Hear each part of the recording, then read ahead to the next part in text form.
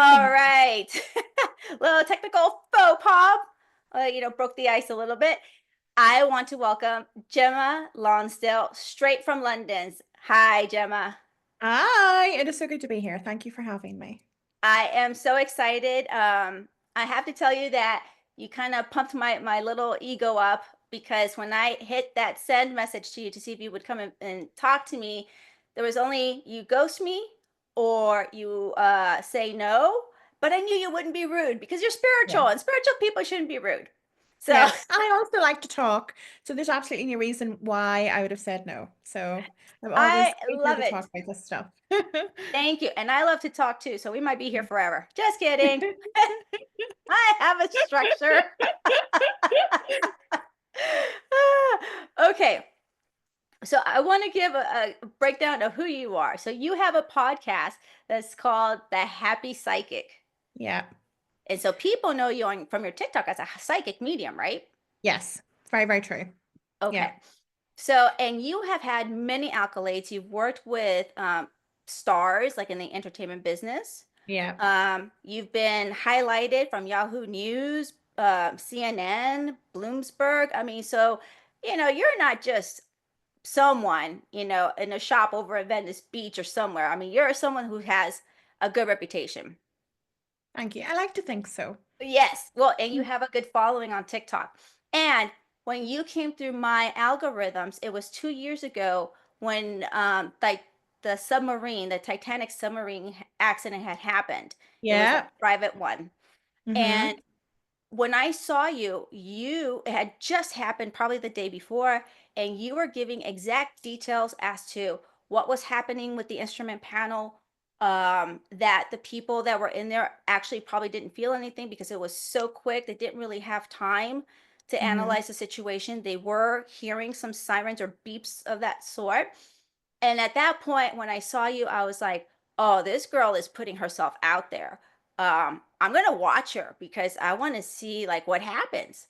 And about 2 weeks later, after they hired James Cameron and other professionals to come and figure it out, what they found was exactly what you had stated maybe less than 24 hours after the incident. Yeah. And I was so excited for you um, because that you were bold to go out there and be in such detail.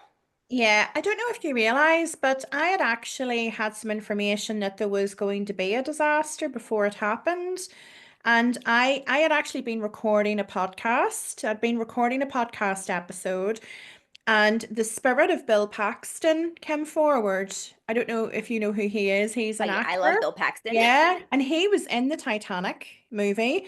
So he was the for anybody that doesn't know, he was actually the person who was leading the expedition on in the Titanic movie on the search for the heart-shaped diamond. So that's Bill Paxton. And he had actually been down to visit the Titanic himself, like with James Cameron. So he had been down and actually seen it. And he kept talking about the Titanic, and he was showing me a ship or a boat is sinking and going and hitting the bottom, and showing me people on board and that they would die. And I hadn't realized the significance of it, but that was 3 months before, I think it was 3 months before it happened. Wow. So I had posted that snippet actually on TikTok. So whenever it happened, it was, I think it was a bit mind blowing because it was Bill Paxton that was in the movie that had been to see the Titanic, and he was talking about the Titanic, and it all was in that one little clip that was posted 3 months beforehand. So that was why I started to get more information about the Titan sub and what had happened, because I had posted about it originally. I didn't even realize that because I caught Yeah. you right when you were starting to give the details. Oh my God. Yeah. So those clips got a lot more attention than the original clip did, but it is still on my TikTok. But yeah, it was snipped down from a more full podcast episode, but that was what was happening. That was Bill Paxton had come through and talking about the Titanic and the sh ship sinking. And that then it happened, yeah. And you're probably wondering, like, what kind of cruise ship is this? The Titanic already Yeah. sunk. I was literally because he was showing me like this ship that was smaller than the Titanic. And I'm like, and he kept talking about the Titanic. And I was just seeing it going down and it hit the bottom. And I was like, oh, that's like, so I was expecting like a big ship or a cruise liner, but he kept saying submerge, submerge. And I remember saying that in the clip, but still not realizing it was a submersible sort of ship or vehicle rather than a boat that had just sank. Yeah. You know what's crazy is when you get those messages, they're not like full stories. It's not like you're having a No. full conversation. You get just bits and pieces, Yeah. and you have to put this puzzle. I don't know about you, but I am not good at puzzles. Like I give up right when I open the box. You know? I was just like, Yeah. ah. So you must have really struggled for 3 months, like trying to figure out what they were talking about. To be honest, I think by that stage I got used to just giving the message out and leaving it Mm. because with our human mind, and I'm so sorry because I completely hijacked your introduction there. No, Um, no, no, keep going. So whenever we give a message out, our human mind wants to figure out how it all comes together. Like our logic starts to take over and tries to figure out, and it's searching like on the news or it's maybe asking different people, oh, did this happen or did that happen? Because we kind of want to see things come to fruition and we want to see things come full circle. But the best thing to do is to just not even try because no matter how much knowledge you have on the situation, it's never going to come to fruition in the way that you envisage it because the spirit realm, God, source, whatever you want to call that energy, will always bring it to you in the most magical and unexpected way. So it's better to not attempt to put the puzzle pieces together because we'll never get it put together how it'll actually happen. You're absolutely right. And that's what they always say. Just let go of any expectation, right? Yeah. And Yeah. we want that control. We want it I all. know. It's better to just give the message over, especially whenever we're working with clients one to one as well. We will torture ourselves, like wondering with every single client we have given a message to, or every single person that we have given a message to, wondering, oh, did that ever happen? Or did they make sense of that eventually? Because we're programmed that way. So it's best to reprogram ourselves to just forget about it. Put it out and forget about it. Yes. Or like the rotisserie chicken from the 80s, set it and forget it. Yeah. That southern. Yes, exactly.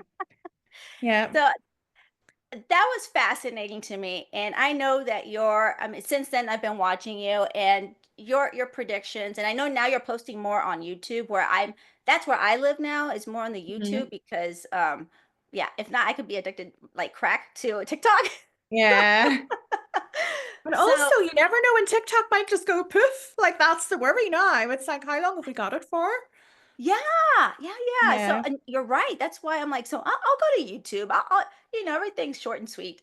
Yeah. Um, but now now we have your little background of, oh man, I'll get back to that because I want to bring in Chester, but Chester is going to show up anyway. Yeah. So that was how you presented yourself as a psychic, and I'm also going to link the video on YouTube that you posted about how you came to be the psychic medium because Yeah. you didn't realize you had those gifts. So No. I'm going to link that here for more if people want to continue looking at that.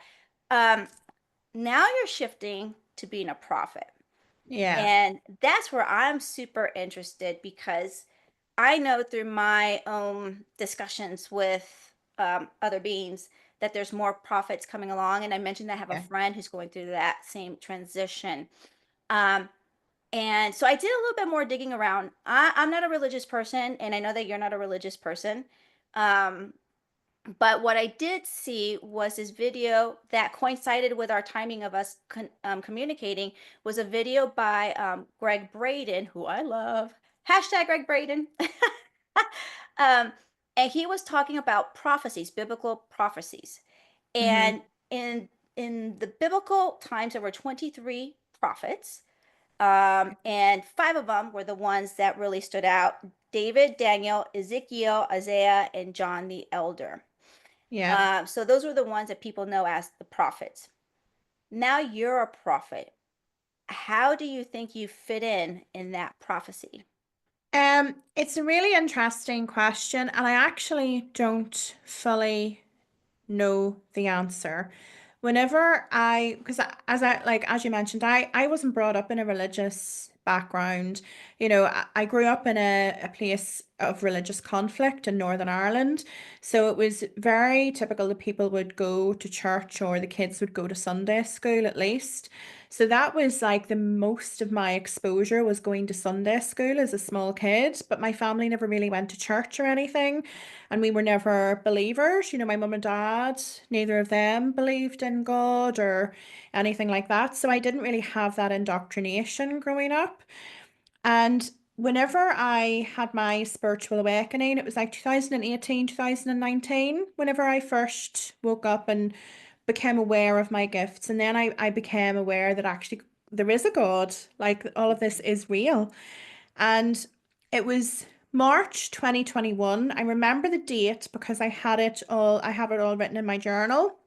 So I was told in March 2021 that it came through incredibly strong, much more strongly than what I would normally hear spirit. And I was just being told, you are the prophet, and I will put my words into your mouth. And it was just like this incredible strength and this incredible force.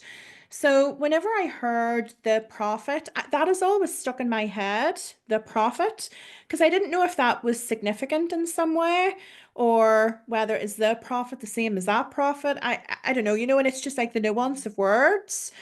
But I suppose it was like a bit of a okay, I my mind isn't like quite fully adjusted to this, and I think I was probably I don't know. I think I heard it and I was just continuing on down my path as a psychic medium because that was the only way I knew to use my how to use my gifts, if that Mhm. made sense. So it feels significant. The reason that it feels so significant is the amount of hammering I take from the universe, when it comes to lessons and stripping us back to our bare bones, and the amount of faith and trust that I have been forced to have in like that spiritual power and that spiritual being. And but it's hard to know because we don't really know exactly where everything is going to go. I do see myself having a political path in future. And I was told before, and this was probably going back to about 2020, I think, maybe 2021. It was definitely earlier on my sort of spiritual path that I have my Chester as my spirit guide, as you mentioned. So I've got Chester. And then I was told that I had another spirit guide that would come in further down my path, and it was JFK. And I was like, oh, wow. Wow. And I was like, well, why? And I was told because he had done something similar to what I would be doing in the future. And I was told about, having a political path. And I'm thinking, gosh, I'm not political. Like I'm not a political person. And I was told, but that's the point. Because I'm not a political person, I'm spiritual. I'm more for the people and less judgment, more love, that's why. So I don't really know. It's one of those things I would say that whenever we get messages from spirit, whether it's for ourselves or for the collective, we get little bits of the puzzle. Like it's like having five jigsaw puzzle pieces from a 500-piece jigsaw puzzle. So we sort of are starting to piece together how things might look, but we just have no idea how it all comes together. And that's kind of where I'm at. I get my guidance and I'm given instructions, and then I just follow through with those instructions. So, as far as I was aware, I was walking my path.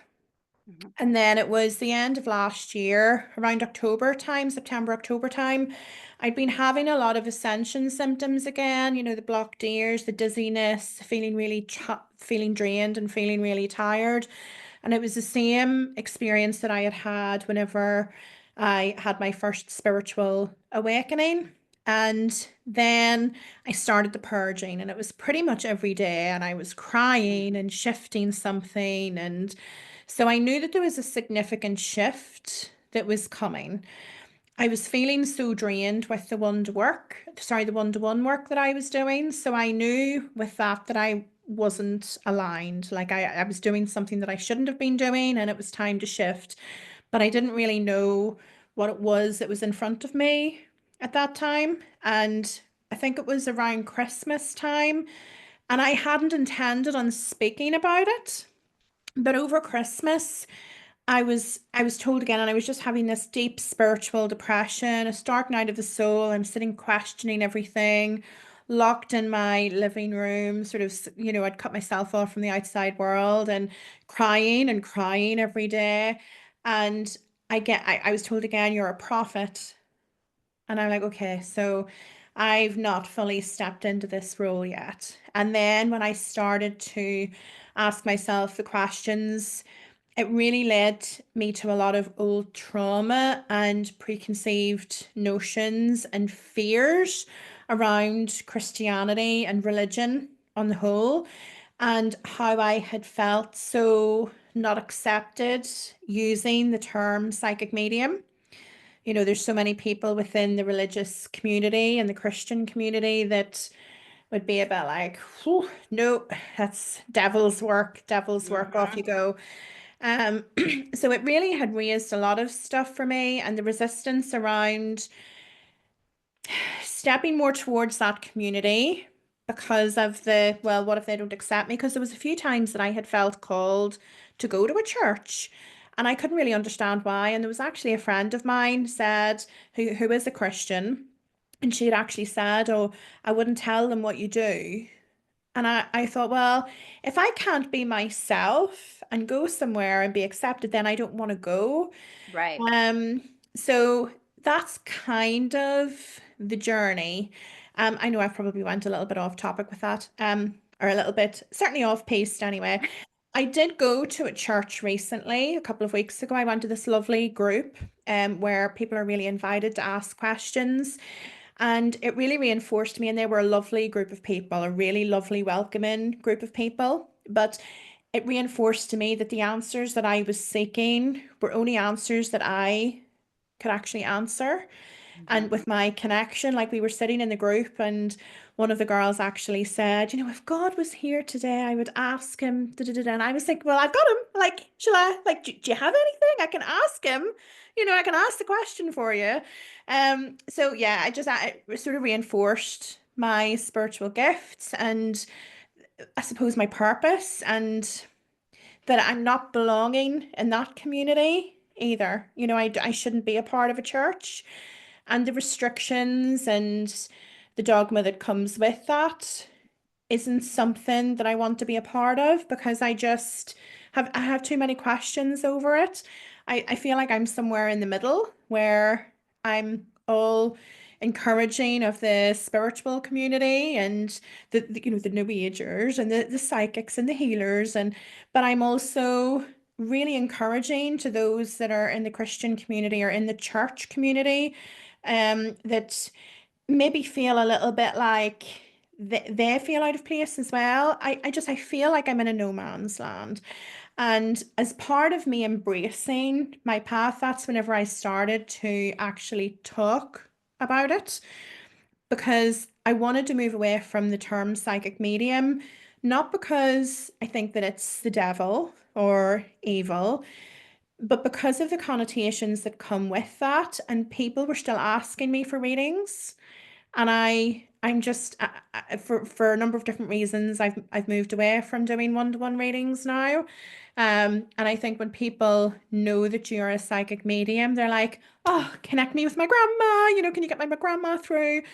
Which I never really did anyway. I did a lot of celebrities, like I connected with a lot of celebrities, and I would have had some clients that I would have connected to their loved one, but that was a very rare occurrence for me. My specialty has always been spiritual guidance and predictions, so helping people over the hurdles in their life, bringing wisdom through from the spirit realm and then telling them, well, what's coming up? This is what's coming, this is the direction that you're heading towards. If you make this choice, this is the likely outcome. So I've never probably really fitted into the mediumship community either. So that's kind of why it was a moment of empowerment that I think I needed to help me release the resistance that I had around the term that I kept being given. Like when I kept being told you're a prophet. So it's like, okay, well, I have to use that term. And now that I've used it, I'm like, it's not really that big a deal. I don't need to use it all the time. So yeah. But that's where I am now. So I know that I've given you a lot more information than what you actually asked for, but that's where I've come to. No, that is going to be the springboard to a couple of other things too, because um, I am totally on board with the religion. I feel like the moment I was born, I was against it, just not knowing Mhm. why. And I was raised in a Catholic house, so I was forced to go to church. Um, and it's very interesting that too, you have that the same feeling about the organized or structured religion, Yeah. because religion as it first came about wasn't, I don't feel it was all about that. It really was about pure spirituality of oneness, of a deeper meaning in what God and Jesus were saying. The Mhm. other part that's very interesting, it's a very hot topic, which you are picking is, well, maybe not you're picking, you were chosen for religion and politics. The two Yeah. Yeah. things that divide the world completely, right?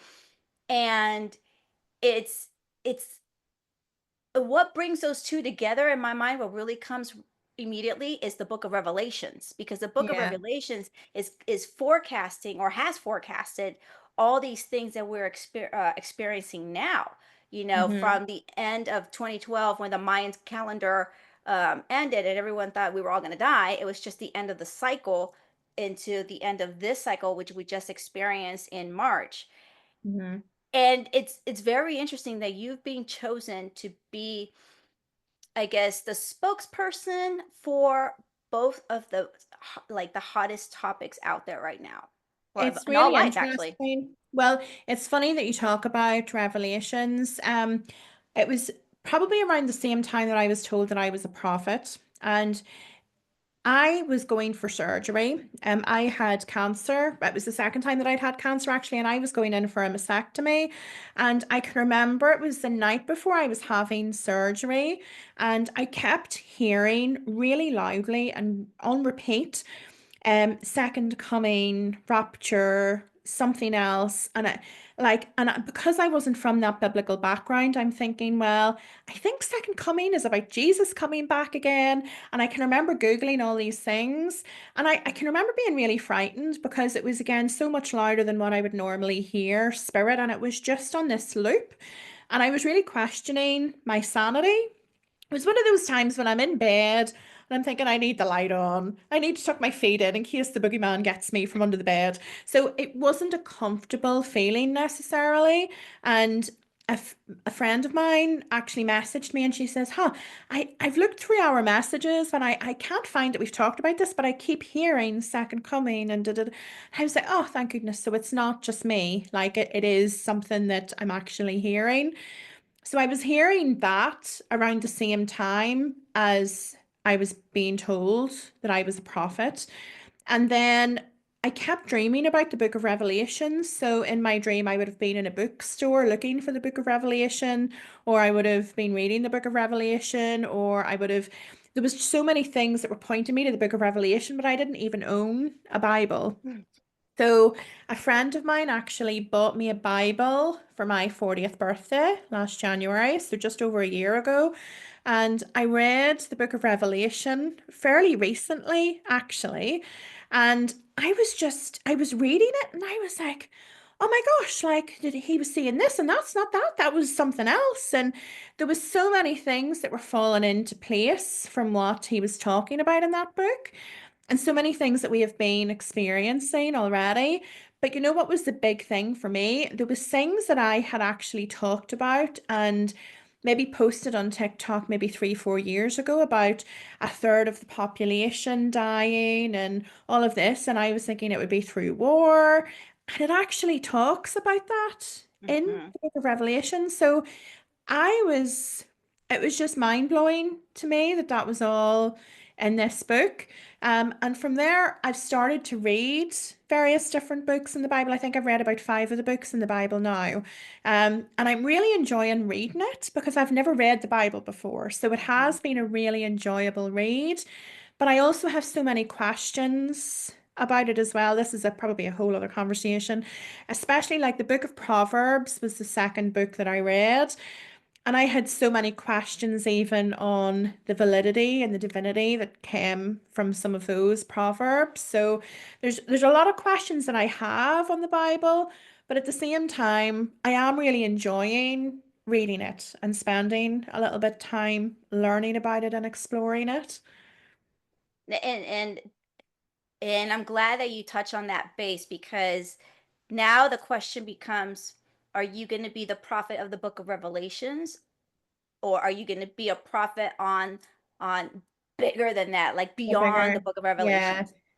I really do. I don't have the answer. I feel like my role in the future is really significant. This is actually the first time that I've properly spoke about it with somebody like on a podcast so openly.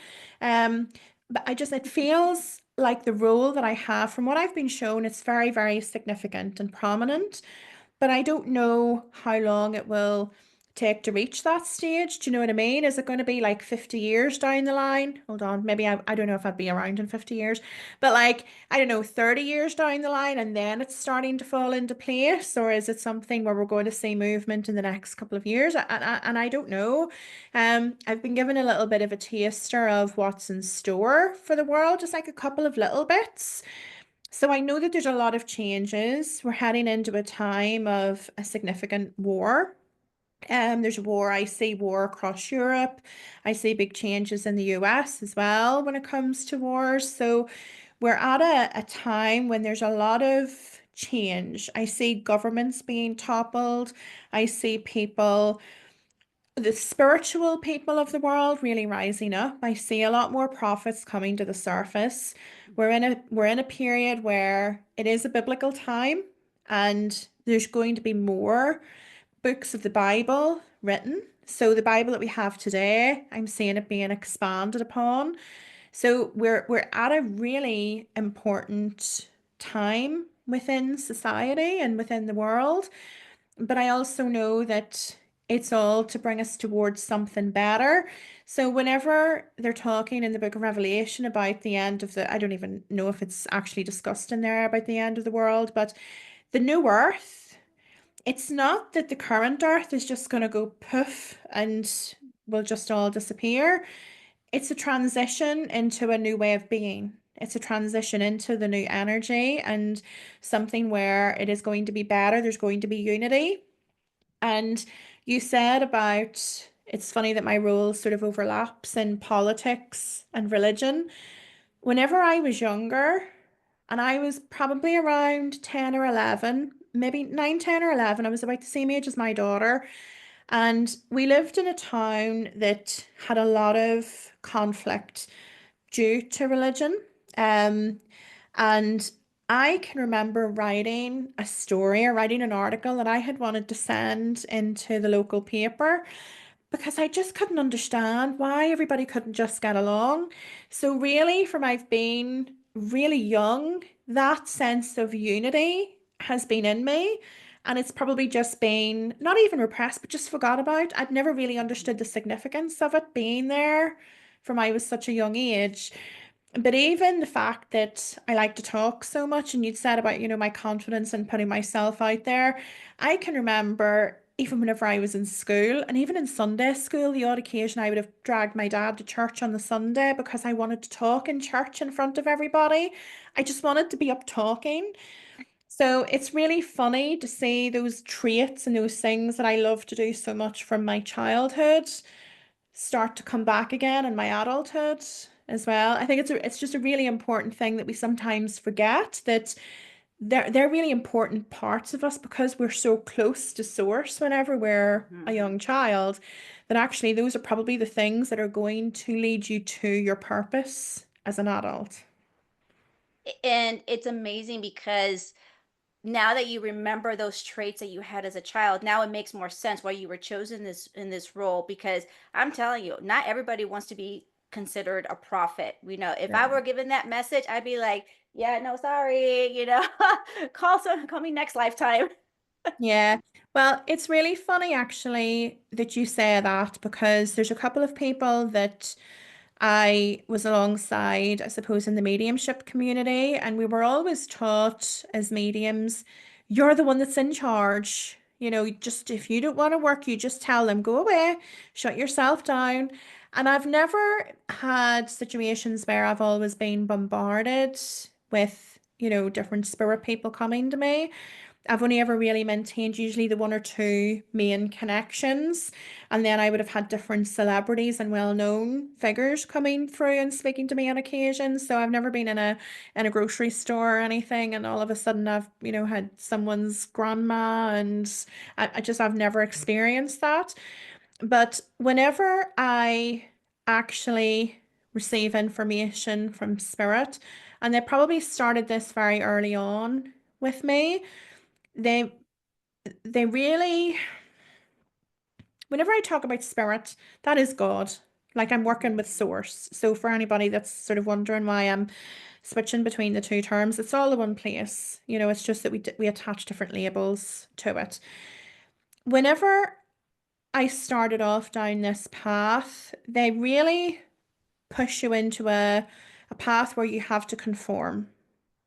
So, right from the very beginning, and that's where I have definitely seen that my path and my journey has been different to some of the other people that I do know that are on a spiritual path that have developed a gift, but maybe haven't been moved towards a prophetic calling.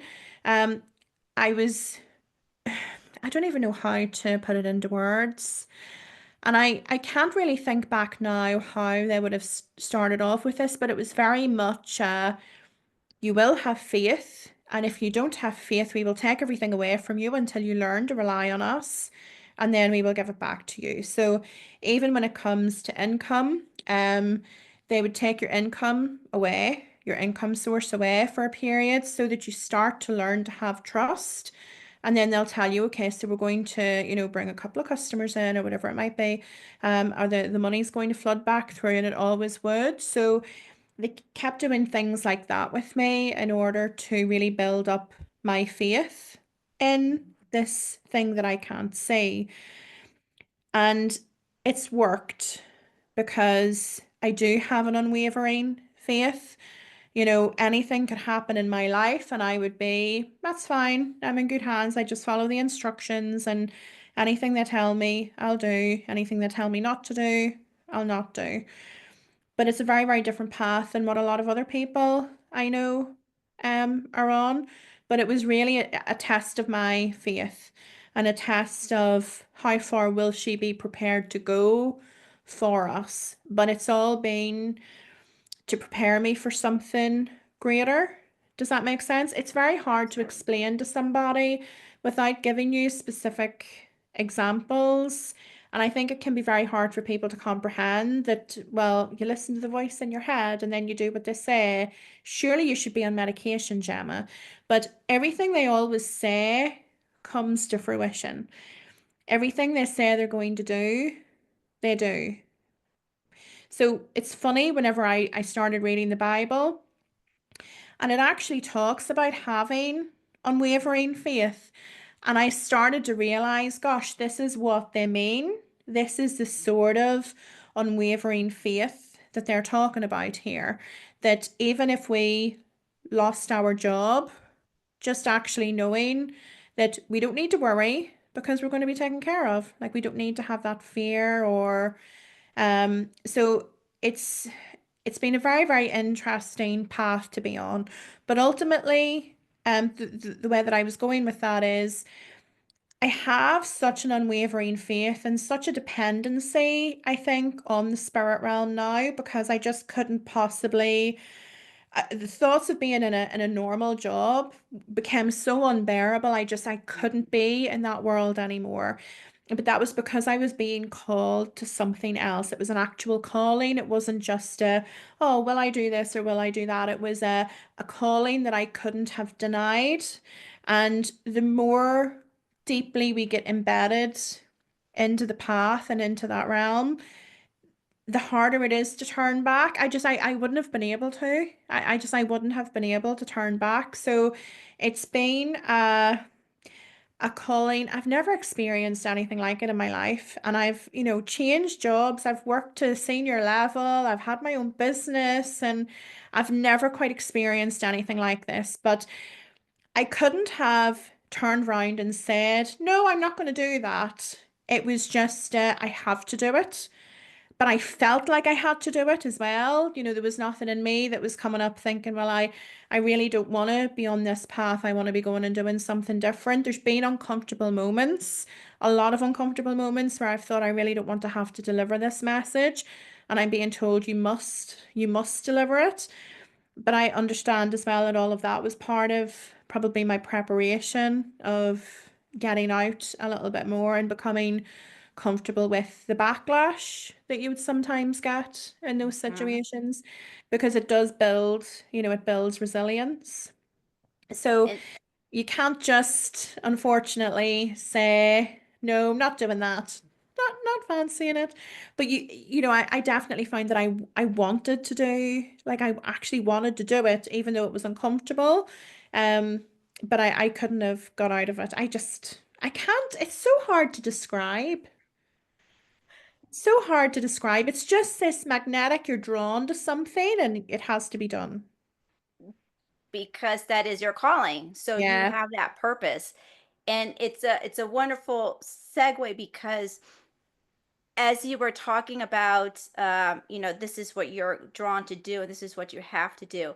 It what came to me, a couple of things was, one, that your path, because of your unwavering faith, which was just triggered after yeah, you read the Bible, your path has accelerated. And I see the integration happening fairly quickly, is what I'm getting right now for you. And what's amazing is because what you're talking about, right? Having unwavering faith, just, whether you call it God, source, divine, universe, whatever, these are the same teachings that have been taught for ancient yeah, times, right? And many other scriptures. Fast forward, now you have people like Seguru and Dr. Joe Dispenza, Eckhart Tolle teaching the same thing, right? But each in their own flair. And here come the prophets. And maybe, just maybe, the prophets are here to now get in touch with those people in the religious realm. Because if they're going to be focused on only following the Bible, God, Jesus, the Jesus second coming, then who is going to help them maybe have an open mind of this information, right? Because they yeah, take what they read literally. That's the thing, but it's yeah, yeah, all figurative. There's more to it. Maybe yeah. you as the prophet and others who are coming as a prophet are here to trigger those people. Yeah, maybe. There's a lot of it's funny because I do see a lot of people leaving the institution of religion. I don't know how quickly that'll happen, but I've been seeing that happening over the last 2, 3 years. I've been shown this.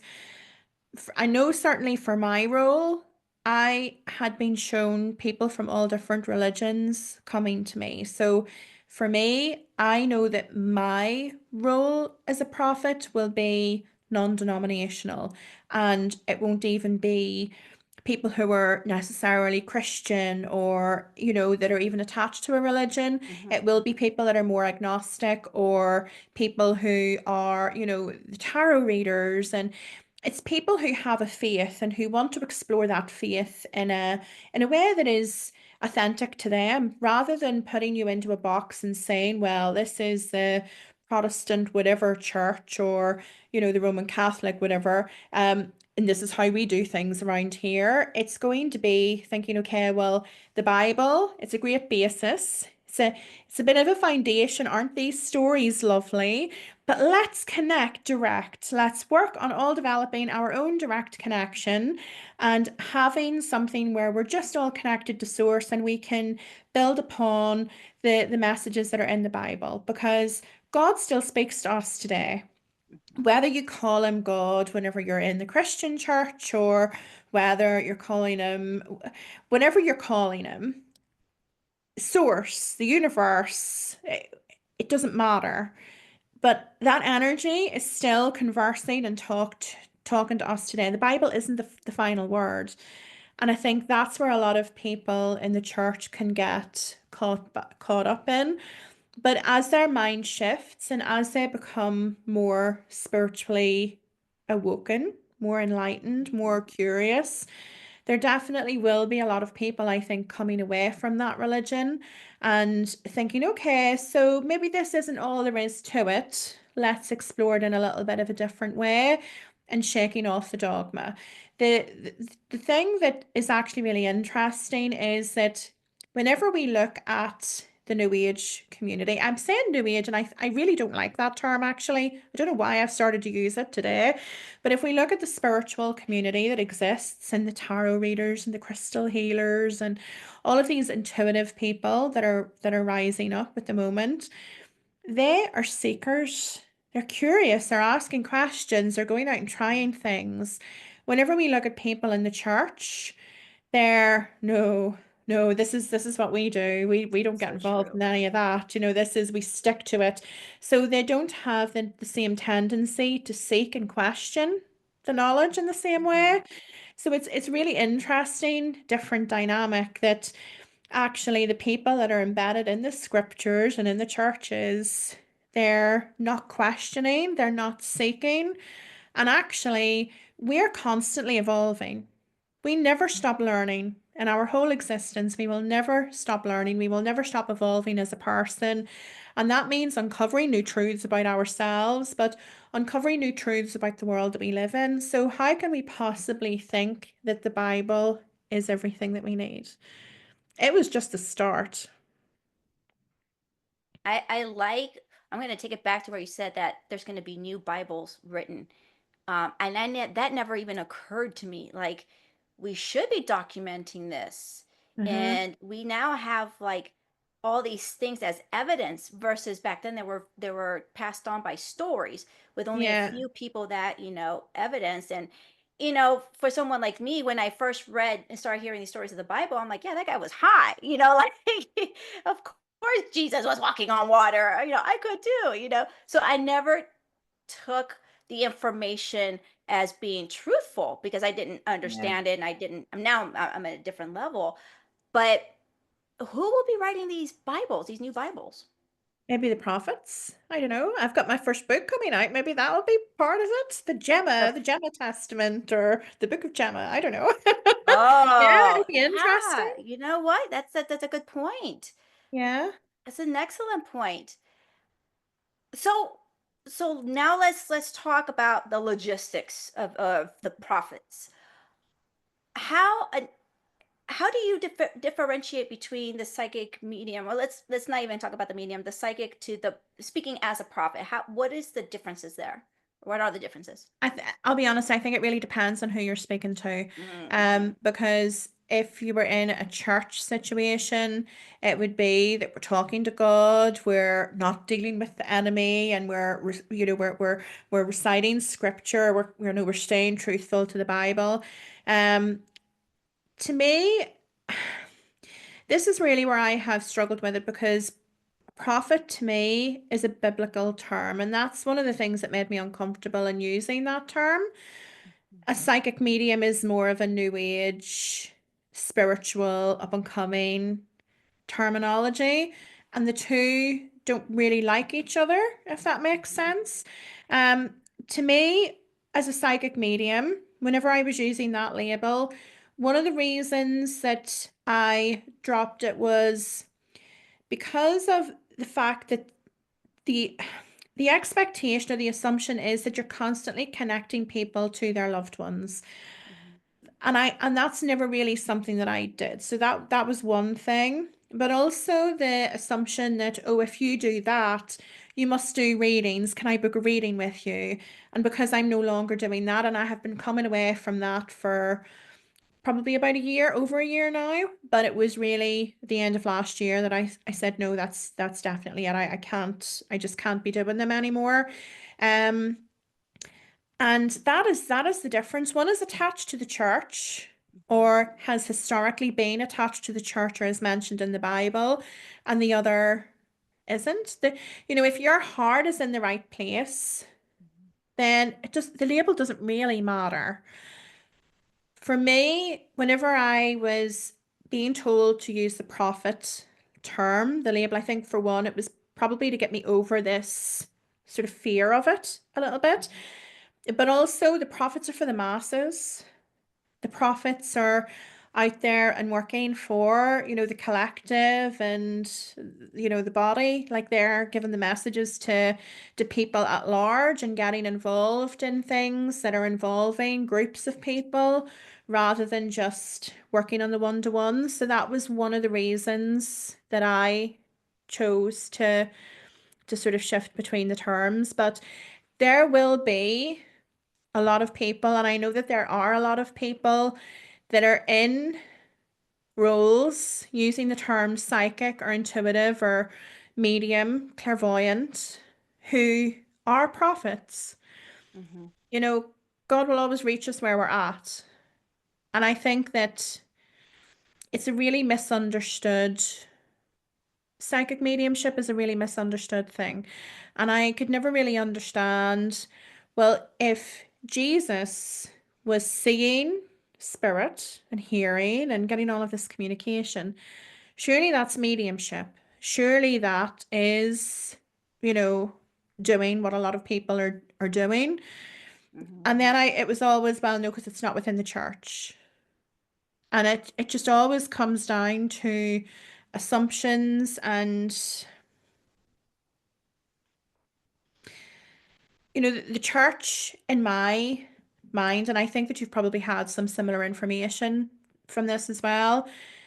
The religion and the way that it was locked down that, oh, the mediums and the psychics and the intuitives are bad. The prophets are okay though, but it was a control Mhm. thing. It was to Mhm. try and take the power and keep it controlled and contained rather than letting everybody have, the availability of these spiritual gifts. I think the one thing that I've noticed for sure is that there are people out there who use the term prophet and are in churches and send shivers up my spine.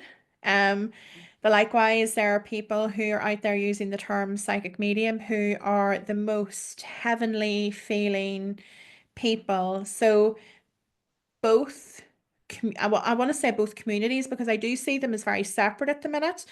I think both Mhm. communities have both good and bad people in them, but there's just a lot of dogma really around the terms and well, assuming that if somebody's using tarot cards that they're connecting in with a terrible energy. And that's not the case, but also the fact that the prophet's role is for the people. It's for the collective rather than just working with people on a one-to-one basis. And typically it is a calling. That's definitely one thing that I have become more aware of, I think, whenever I've been seeking questions to my answers. It is a very much you can have the gift of prophecy, you can have the spiritual gifts, but the calling of a prophet is a very it is a calling and you will be told and there will be no sort of question in your mind whether you're a prophet or not because you will have been told you're a prophet and you will have felt so pulled to that path at the right time.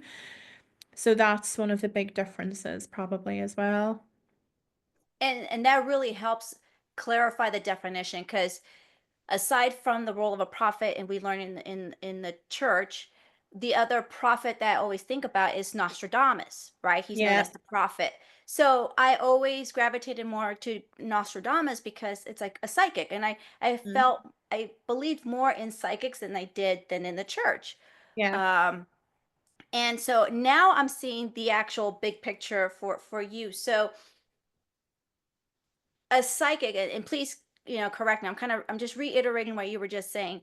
A psychic is for like a one-on-one basis. Please give me a reading, a tarot reading, whatever, energy healing. Yeah. When the prophet comes, it's more global because it incorporates, let's say, like the prophecies of someone like a Nostradamus. But now you're the speaker of all to give the Yeah. information to Yeah. all. Yeah. Mhm, So the prophet wouldn't even necessarily be working on an international basis. It might just mhm, be within a pocket of people within a particular community. And I think that that will be interesting to see how things really take shape because there is such a rising up of so many prophets. mhm, So it's like, okay, well, how is God gonna use us all? Or like how is Source gonna use us all? Because I don't think we really know until that starts to form. But that's really what I have been shown. I know for sure that certainly at the moment, and I would never say never because I don't know really where I'm going to be pulled in the future, but certainly at the moment I'm being shown me working external to the church, so outside of the religious framework. And it's been a really interesting thing because I've asked a lot of questions on why, because prophecy is still alive and well at the minute within certain churches. You know, we've got Bethel mhm, Church in California, for example, that is very big on prophecy, and um, but I am really being shown me working outside of that, and I don't know whether that'll be the same for a lot of these other prophets. But whenever I have been asking questions and looking into that, it's very much because like a reformation is happening, mhm, almost like we're coming away from the old constructs, those churches. It's not what God wants. That was never the intention. That was never, even whenever we think back to Jesus's time, Jesus was really operating outside of religion. He was doing his teachings and he was encouraging people to connect direct. And that's what Source wants more of from us. Let's mhm, bypass the priest. You don't need the church. It's no problem if you want to be a part of the church community, but actually, let's explore faith in a way that fits you as a person. Let's get curious and let's connect directly. And it leads me on to a very interesting topic. I was thinking about posting about this on YouTube actually. I'd seen a TikTok. There was a lady on TikTok and she had received a prophetic message. It was actually her partner had received a prophetic message in a church from a prophet. So basically, whenever she showed the clip, it was almost like somebody would go to see a medium and they're doing readings and calling on people in the audience. So this was exactly what was happening within this church community. And this prophet was stood and he was calling on different people. And he called on the man that was her partner and he said, God has given me this person for you. And she ended up staying with that person. They got married and she was in a really abusive relationship for I think 4 years with this person. And I think, and I don't quote me on this because I don't know for sure, but the gist of the conversation that I got whenever I listened to it, her partner had thought because God was giving him to her or her to him, that, well, I can do what I want with this. This is God's mhm, gift to me. So if I want to slap her around a bit or whatever, then I can do that. And she was also thinking because she was a person of faith and this prophet that, has hundreds of thousands of followers had given this message that she thought, well, I need to stay. This is God's will. God wants me to stay here. And I really feel for her because having to go through that, I can't even imagine what she experienced. But I also could see it from the prophet's perspective as well, the guy that was giving the message or the word, I think that they use the term. Um, because f- for him, and I know myself whenever I've given a message to someone, it's been like, I'm giving you this. Can you take this? Or I'm being given this. but it's not necessarily something to keep. It's just this is the message.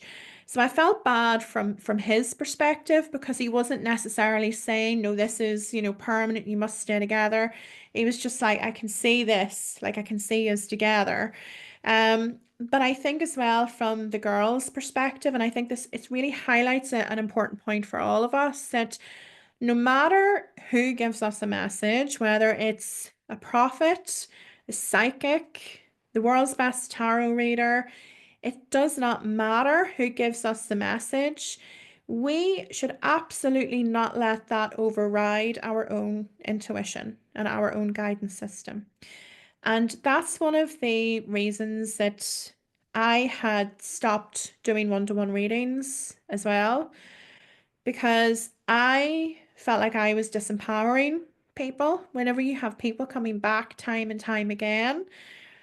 And I didn't want to disempower people, and I had seen on my own path how disempowering readings could be. I had a girl who would read for me, and we would sort of read for each other on occasion. And there was times that she had given me information, and I almost felt like she was taking the choice away from me, not her deliberately. And I started to piece the puzzle pieces together, and I thought to myself, Spirit are doing this deliberately because they don't want me to have a reading from someone else. They don't want me to be getting a message for someone else. They want me to have faith and to trust in my own intuition and in the information the things that I'm feeling. So regardless of what they say to me, they want me to trust my gut instinct and to trust my own discernment.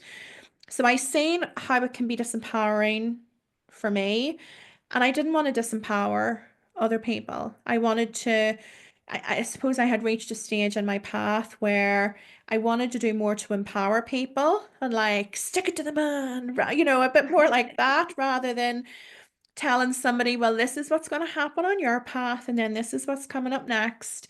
And I had really enjoyed that for the longest while. And I have had so many clients that have been moved to tears, and I've changed lives and touched hearts. And that's exactly what I wanted to do. But I know that there will have been times as well that will have given a message to somebody, and they will have thought, it sort of conflicts with what I'm feeling at the minute, but I trust her. She's really good. I'll just Mhm. believe her. And that's not what I want. I want people to know that they can trust themselves. And whenever we start to have that trust in ourselves, our world changes. Everything Mhm. changes. So it's really important that we don't let the words of another person override that within us. And I think that there are so many people, not even just within the church community, there are so many different people out there that put their faith in somebody else, whether it's a church leader, a priest, the tarot reader. We have the power, and I want people to be able to wake up to that power and to realize that they can have this direct connection that is so unbelievably magical and healing and brings so much comfort to them as people that their world will change for the better. And they don't need to use any certain label of a religion or even go to church every week. And that there's so many people that go to church because they feel it's God's will. Like they want to please. So when they're thinking, well, if I want to be a good Christian or I want to be a good whatever, I have to go to church. I need to go and I do this. But they're going and they're not necessarily feeling anything whenever they're there. And there's people who don't go to church ever, but have this incredible magical relationship. And I think that's what source and the universe, God, that's what it wants for us. It wants us to have this direct connection. It wants Mhm. relationship, not structure and forced religion. It wants the connection directly. So I think it's really important that we don't neglect that feeling within ourselves. And that's so powerful because I'm going to admit that I love psychics. And I find myself whenever I get a reading, I hold on to it. Yeah. And then I have to look back and say, hold on, hold on, hold on. This is one possibility of infinite possibilities. What can Yeah. I, how can I use this information to help me move forward or to direct me in my, to direct myself in a different Yeah. direction? So I use it Yeah. more as like a guide per se. Yeah. And you know what's really important is that we can take it as a warning, as like preemptive, like this is going to happen. And sometimes that is the case, they're pretty sure it's going to happen and that's why we're being told. But sometimes, as you say, it is just one path, it's one potential. It's not necessarily the full picture. So we can really use that information to our advantage. The the reason that I used to get I would have been told off because I would have been told something. Right? I would have been given the information directly, maybe from Chester. He would have told me something and showed me something. And then I would have got my cards out and I would have thought, well, I'm just going to ask the cards. Just so the reason that that was really frowned upon, it wasn't because I was summoning spirits or anything. Like, it was nothing about that. It was the fact that I didn't trust the words that I had been given. And I was doubting. And that's where the mediumship and everything starts to be a little bit more frowned upon whenever we're leaning on it too much. The spirit realm want us to be comforted. They want to help support and guide us. What they don't want is for us to be dependent on knowing everything, for one. We can't know Mhm. everything. We're supposed to be here living life and walking the path, but also, it doesn't want us to be depending on something else outside of us, whether that's a tarot reader, a medium, whatever. It's like, okay, trust yourself. And obviously, because I was hearing and seeing and getting all of this information, I'm just like, just gonna check. So it's like, Gemma, do not disobey me, Gemma. Like I have spoken, listen. So that was part of my journey with faith and actually having that unwavering faith that whenever I'm told something's going to happen, that I just trust and let go and be okay with regardless of whatever happens because I'm going to be okay anyway. I don't need to hold on to anything too tightly. Mhm. I just need to, take the message and let it go and move on with my life. And that's it. And it's a really interesting thing because we talk about the law of attraction and manifestation and, don't grip too hard. We need to have detachment. All of that is in the Bible. It just uses different terminology. So it's called something different, but it's the exact same thing. I know that's what I'm saying. Everything is Yeah. in is in the Bible, Yeah. but I've never read the Bible. I've Hmm. just started to read the book of Revelations. Uh-huh. Um, and we need people like you because I rather be told a story versus Yeah. actually reading, honestly. Yeah. And learn from your experience because that's how I learned better versus than just Yeah. being there with a highlighter. And these books, they have to be rewritten in a way that can be understood because the way they were written originally, I'm like, yeah, I don't Yeah. speak this. Well, the challenge as well is with the Bible, it was first written, I think, in what, Aramaic or something. So it was like a Hmm. really old, extinct, virtually extinct language.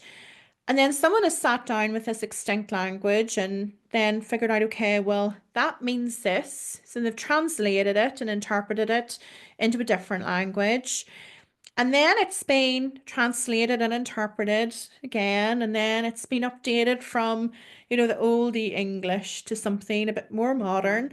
So the words, not that the words have lost their meaning, that's probably the wrong way to say it, but there has been parts of the Bible that have been lost in translation. And I've always had this thought, if we have this oral tradition where things are passed down for generation to generation to generation before they're even put in writing, and then it was made into the Bible, and then we've had all of these different interpretations and translations.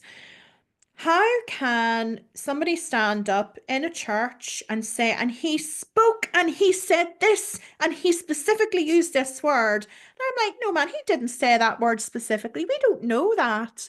We don't know enough about the Bible to know the words that were specifically spoken. You know, the Bible is there for us to inspire us and for us to get enjoyment from. It was never meant as a book for us to live our lives by. It was never meant to be used in that capacity.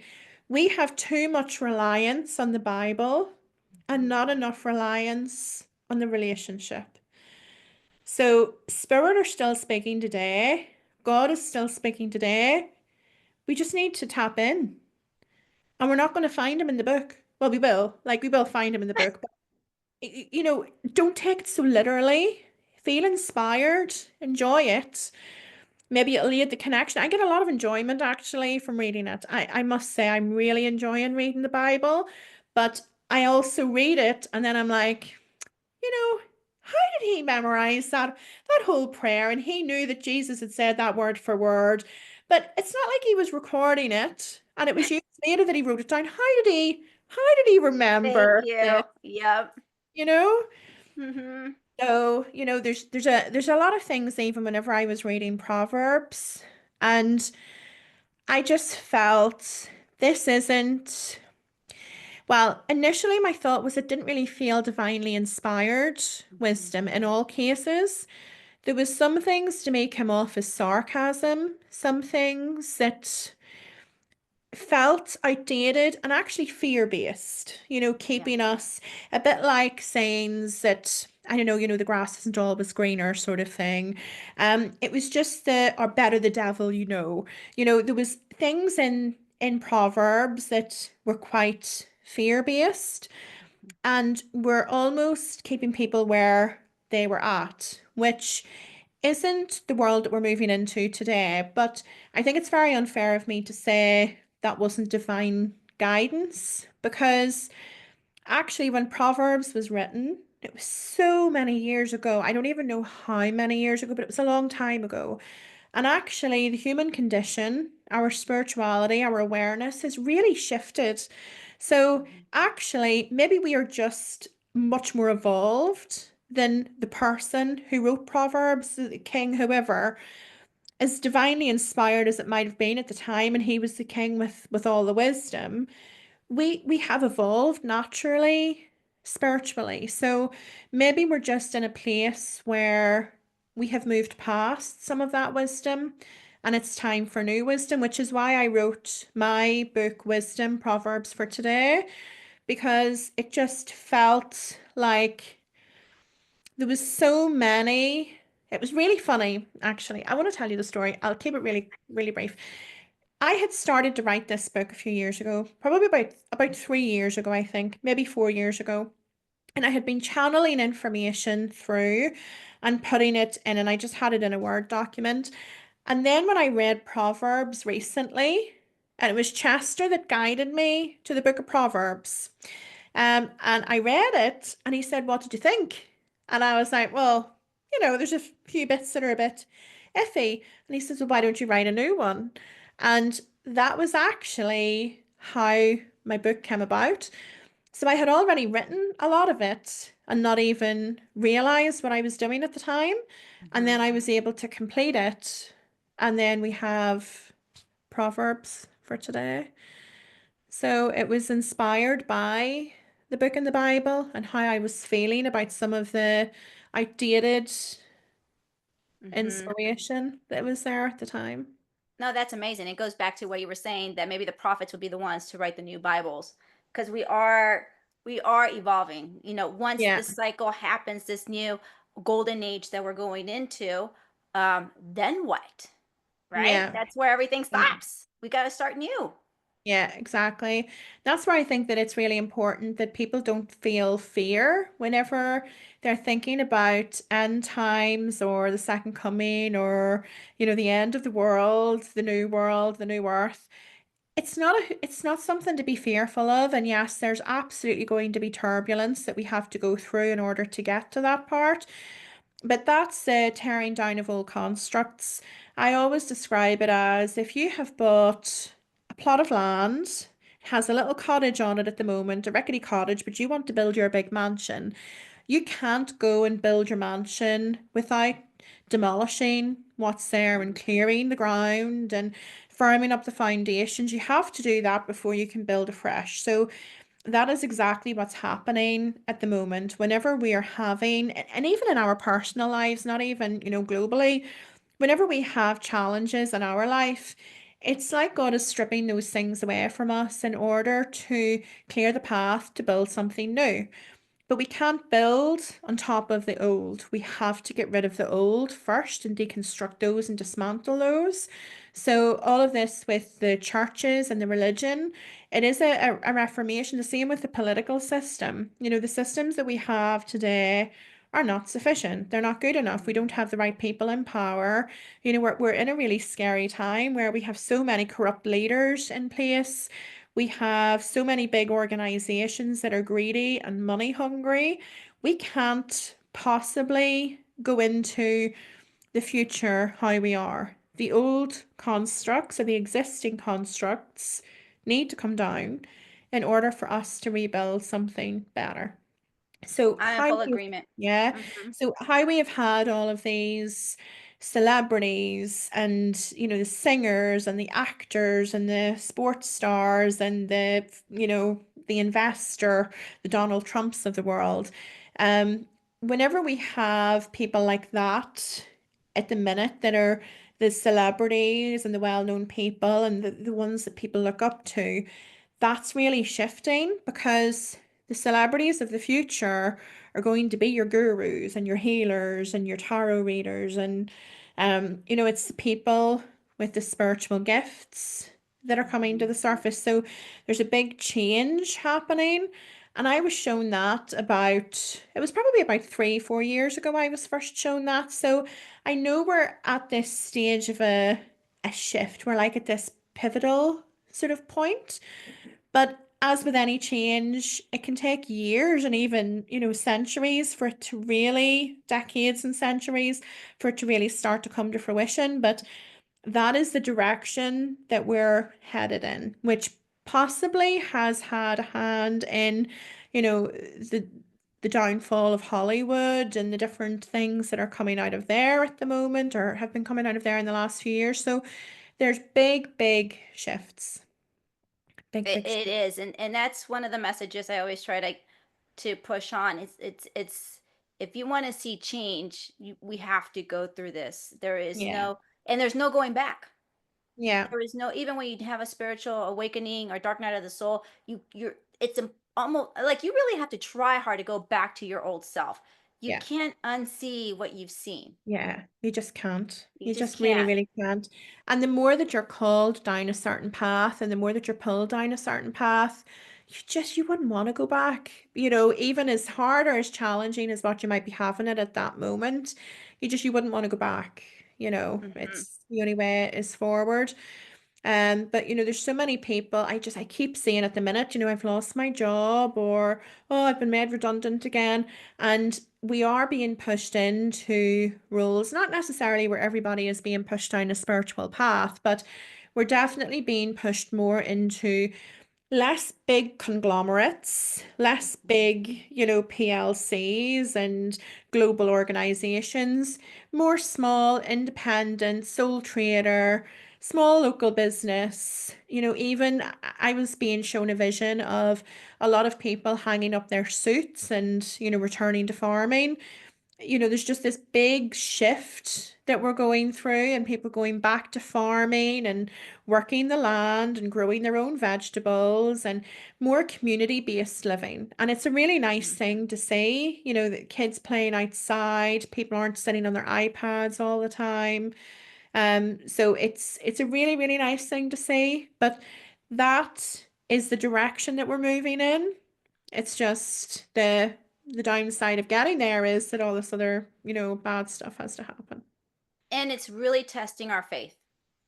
Yeah. So, at the end of the day, all of that can only be accomplished through faith. I mean, you can willpower through it, you can will through Yeah. it.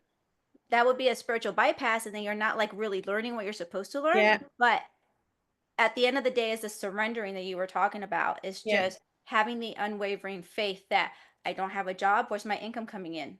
Yeah. That's a true threat right now, I know. And it's a very scary thing. Like I have been Mhm. in that situation before and I can understand the fear. So whenever I was sitting as a single parent, it's just me and my daughter and I'm financially independent. I don't, get any money from her dad because we have 50-50 custody. So we take care of like our own finances and then Mhm. that's it. And I can remember I had lost my job years ago and I had been going through cancer. And I'm going through this spiritual awakening, and I'm thinking to myself, what am I going to do for money? And I was just being told, it'll be fine, you'll be okay. And all I had was this knot in my stomach, and I'm thinking, but I have to pay my mortgage. I have to like, how am I gonna do it? And I just kept being told that I would be fine. And I can remember my granddad, whom I was never really that close to actually anyway, came through to me in spirit. And he said, there's some money coming. There's some money coming. Don't worry. And I think it was about 3 days later, a friend of mine had had some inheritance from her mum passing years ago. And she didn't want it. And she gave it to me. What? Talk about unexpected ways of things, Yeah. falling upon you. Yeah. And everything that they told me it has always came to fruition. And really, certainly in my role, I have seen it, and I know other people will be seeing it as well to various different extents. But we are being really tested and told to lean into that energy. Mhm. Trust the things that you cannot see because logically our mind is thinking, gosh, I've lost my job. I've got my car payment to make. I've got my house to make. We have to make ends meet somehow. And we would go into panic mode and we're thinking, well, I just applied to all of these different jobs. But actually, God, this source energy just wants us to be like, you know what? It's happened. I'll be fine. I'll be fine. But you know what it also wants us to do as well? It also wants us to relinquish the need to have all of these things. When it talks in the Bible about idol worship, Mhm. Mhm. and I always thought that that meant worshiping other gods, like, you know, like a statue or something like that. And it's not that. It's worshiping the material world. It's having the thought in your head that, whew, I'm panicking here because I really need to make that car payment and I've lost my job. I need to do what I can to get the money because I don't want to lose my car. I can't lose my car. And that is what whenever we're chasing the high salaries and whenever we are wanting the big house and we're restricting ourselves financially because we've got this huge mortgage now on this big house that we wanted and we're keeping up appearances because we also want to go on the fancy holiday as well, so everybody knows that we've got money and that we're doing okay. That's the idol worship. And I think that a lot of people don't realize that, especially within the church communities.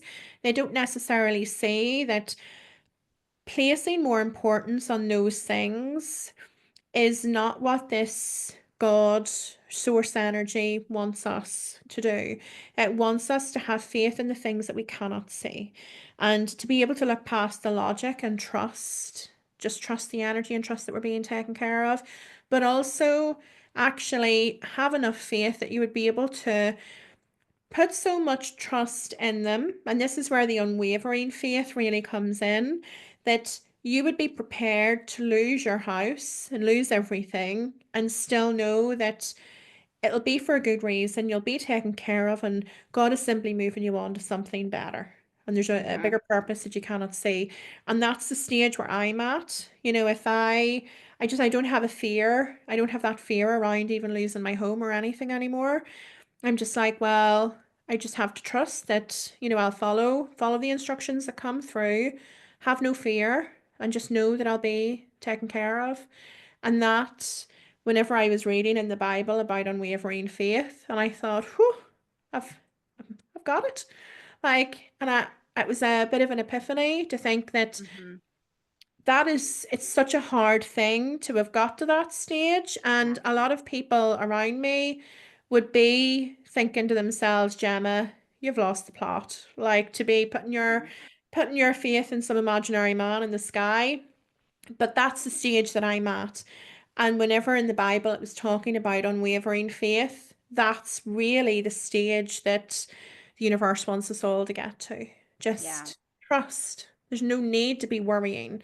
Everything will always work out if we trust and we have faith. That's the really important thing.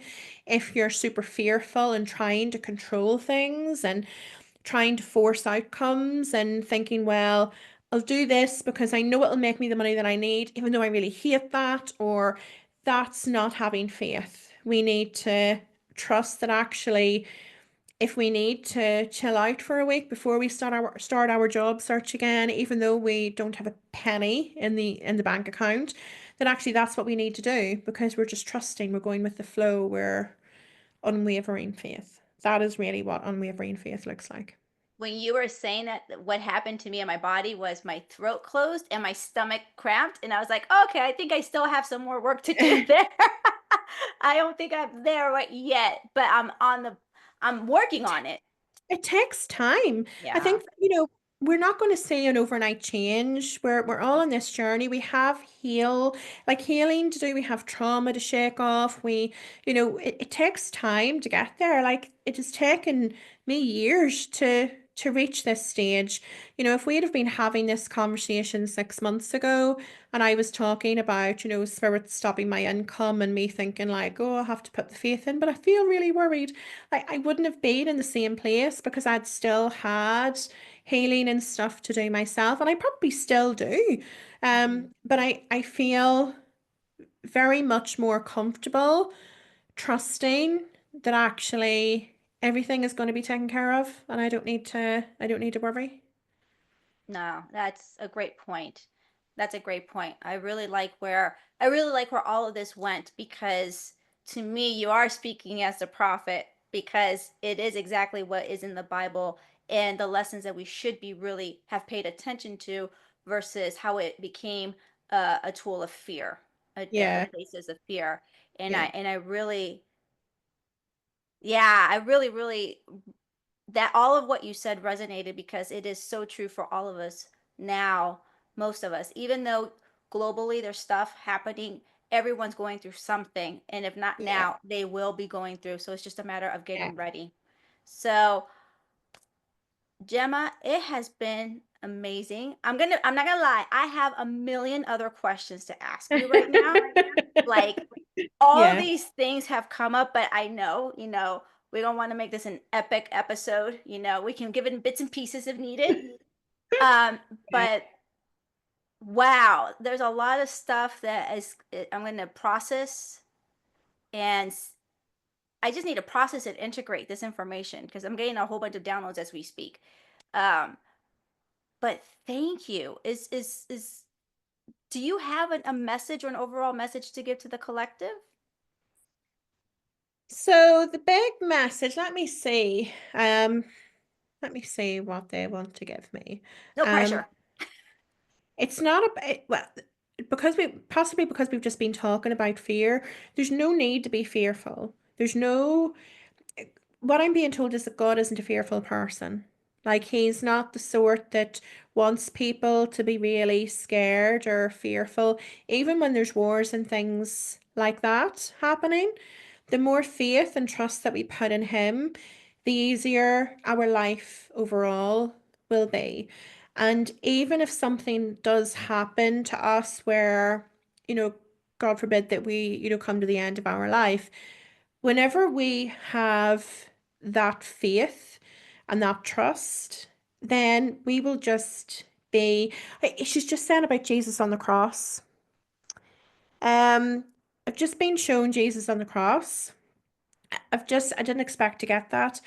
Whenever he was coming to the end of his life, and he knew that he was going to be crucified, and he knew that that was going to be happening to him, and he didn't have an ounce of fear in him Mhm. because he knew that he like that, the God energy was there with him, and he was well prepared. So fear is one of the worst things that we can submit ourselves to. And the churches seem to love it, is what I'm being told. So don't be afraid of anything. If you're feeling really uncomfortable about something, either it's your intuition telling you that this is the wrong path or something is out of alignment in some way, or there's an unhealed wound that you need to focus on in order to get more comfortable. But the more faith that you're able to put into this higher power, the better off your whole existence will be. There's nothing to be fearful of. Excellent. Thank you so much. Thank you, Gemma. This was amazing. I will continue following you on TikTok because I love your stuff. And Thank YouTube because I get more and more on YouTube. Yeah. I get too addicted to TikTok. So I I know think that. I It's haven't like even tacos posted and on chips and salsa. TikTok. I think I haven't posted on TikTok for about a week or so. It's like Okay, I've been I've totally taken my eye off TikTok a little bit. So I need to go back to that as well. But yeah, I will be posting a lot more on YouTube, certainly moving perfect. forward. Yeah, you're getting a TikTok detox. Yeah. I know it is so addictive, like very, It very is. addictive. But yeah. Well, it's been a pleasure being on. Thank you so much. And you have your book, Wisdom, Proverbs Yeah. by Gemma. Is that already out or It should be, I think it's like in 2 days or something it's out. okay? So it's just on the verge of being released, but it's wisdom proverbs for today. Okay. And so Yeah. whenever, hopefully, give me the link so I can put it in the description so I can direct people to your book. I'll definitely buy your book because Yeah. I want to read all Oh, that stuff. thank you. Thank So, you. woo. Bye. Yeah. Okay. Well, thank you so much. I appreciate it. Thank you. Bye. Bye.